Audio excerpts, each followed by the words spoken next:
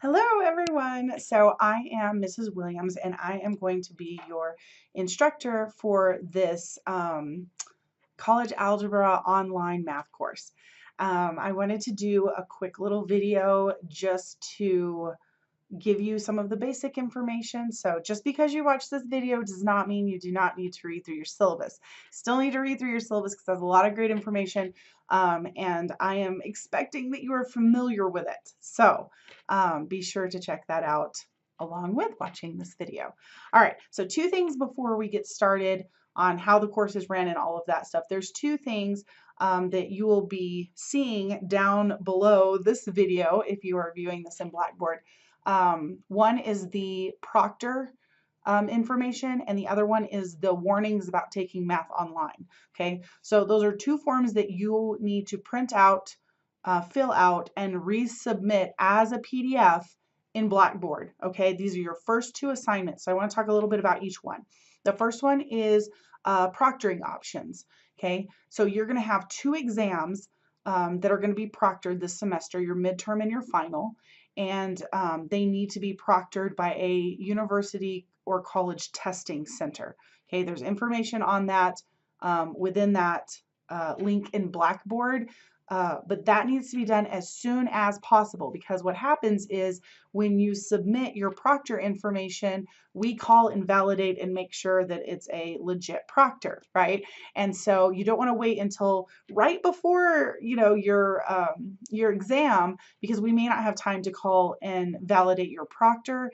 And if it is not validated in time for your test, then you get a 0 on your test, which is no fun for anyone. So be sure to go ahead and get your proctor identified, validated, and submitted as soon as possible. Okay. I was going to say something about that. If you are in or around Portales, you are welcome to come take your midterm with me during my office hours, or at our accessibility office where they proctor exams for online courses. So that is an option, but regardless if you choose to use me or the accessibilities testing office here on campus, you still need to fill out that proctor information, okay, so that I can have it on file, so that I know where you're going for your exams and I know where to send them. Okay, so that's the first thing. Second thing is the warnings about taking math online. Okay, I think there's an incorrect assumption that just because it's an online class, it's going to be super easy and you're going to be able to do it just whenever you want. And not that that's untrue, right? It might be easy for some of you, and some of you may be able to just work it through your schedule. There's a lot riding on this, because you really have to be able to self-pace. You have to be able to follow instructions. I post notes, outlines for my lectures. I also have recorded videos that I expect you to watch, because there are certain assignments that I am grading the way that you're working it, not just can you get the right answer. Okay, so it's really up to you to delegate your time and set aside enough time and be diligent in your work ethic to really be successful in this class, which you are totally capable of doing. But procrastination is definitely an issue with online students. So anyways, there's a form that just kind of lets you know about all the things, warnings, if you will, about taking a class, a math class online. And this is a form that I require all of my students to sign, so that I know that you've read it and you're acknowledging what you're getting into. And again, that is your second homework assignment. Okay, so identifying your proctor, getting that validated, and signing the form, not typing your name in, signing it with pencil. Remember those? Pencil, pen, whatever. And submitting it. Okay, so those are your first two, and they're located right down below this video if you are watching this video within your Blackboard shell. So get those done like super fast, and that way they're out of your hair and you don't have to worry about it. Okay. All right, so I want to just briefly talk through a couple of important things on the syllabus. Two things that I like people to be aware of ahead of time is, one, we do have a mathematical sciences department policy at ENMU, which requires online students to get a passing grade on the final or they fail the course, which means you need to make at least a 60% on your final, or you'll receive an F in the course, okay? It sounds kind of scary, but it's really not, because if you're going through and you're successfully completing the assignments and you're engaging in the material, you should have no problem being able to earn a D on the final, right? Hopefully you're retaining at least 60% of the stuff that you're learning throughout the semester, all right? And that's really just in part due to the fact that, you know, with online classes, we can't monitor cheating or outside assistance and things like that. A lot of this you're doing on the honor system. And so we put a little bit heavier weight on our midterm and our final, and we do require that you pass the final in order to pass the course. Okay, so that's one thing. The other thing is this is an online class, right? Which means that you need a computer and you need reliable internet access. So if you tend to use a 1980s laptop that crashes all the time, or your Wi-Fi is not super secure or super slow, realize this is a big part of your assignments, right? Because it is done through the Newton courseware system.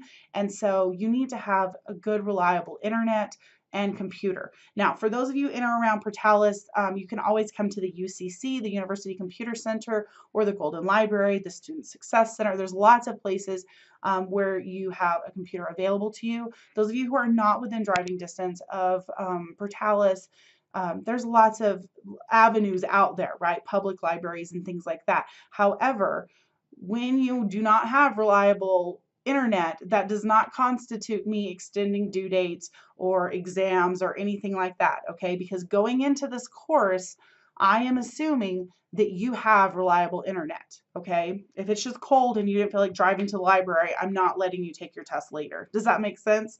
So be sure that you have a reliable computer and internet source before starting this course so that that's not an issue later on, all right? Okay. We are using the Newton courseware, so you will need to purchase that either from the bookstore or you can actually purchase it when you set up your account. There's information on setting up Newton in its own little folder in our Blackboard shell. Please, please, please, if you don't hear anything else I say in this video, please follow those instructions. As there's a very specific way to set it up so that your grades get transferred to my grade book in Blackboard. So please follow those instructions when you're setting up your assignment, okay?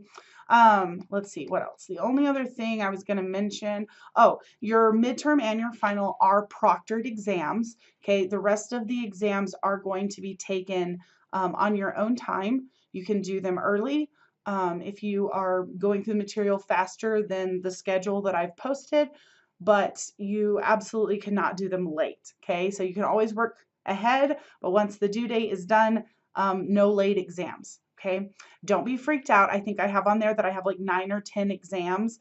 Don't let that cause you anxiety. The reason I do that is they're more like quizzes, okay? I like to do several sections and then just do like a small exam and several sections and a small exam rather than having 3 or 4 huge tests, okay? So more is less, if you want to think of it that way. So don't stress out about the number of exams that it looks like you have, because the more there are, the less material there is on each one, and the the less it affects your overall grade if you happen to do bad on one.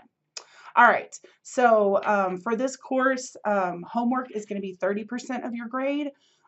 Your unit exams are going to be 35% of your grade. Those are the ones you're doing on your own.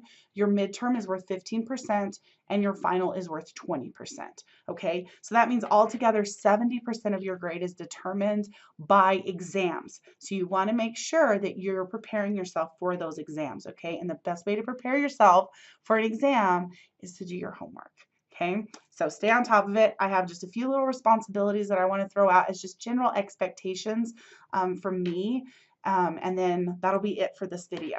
So try to keep it under 10 minutes, right? All right, so responsibilities. Watch every lecture video. Even if it's something you already know how to do, something you've seen before, go ahead and watch the lecture video. It'll be a good refresher. It'll cause you to be able to get through the assignment in a lot less time than just kind of winging it on your own, okay? Stay caught up with the lecture schedule. I have most of it posted. Some of it's not filled in yet. But it shows you what I'm doing in my lecture classes each day. So if you're staying caught up with that schedule, you're going to get through everything on time. Like I said before, you can work ahead, but try to stay caught up as much as you can. Okay. Complete your assignments on time and in full. The way that this homework is set up, it's kind of mastery based. So if you do not complete an assignment, you're not going to get any credit for it. So be sure you complete each assignment in full and get help when you first need it. Okay. If you start to struggle, don't think, oh, I kind of don't understand that, I'll just keep going. No, go get help. Okay. Meet with one of the tutors, email me, utilize your resources. Okay. And then the last thing that I just beg of you is that you keep me informed in regards to anything that could potentially affect your performance in my class. Okay. If you are in the hospital, if you're expecting a child, if you know you're going to be out of the country, okay, these types of things, if you tell me after the fact, I don't really have sympathy and I don't want to work with you. Okay. But if you let me know, hey, I have this coming up, can I work around these dates, that kind of thing, I'm more than happy to work with you. Okay. But after the fact, it's too late. Okay. So be prepared, be on top of it, and communicate with me. And I think we'll have a great semester. So I look forward to it.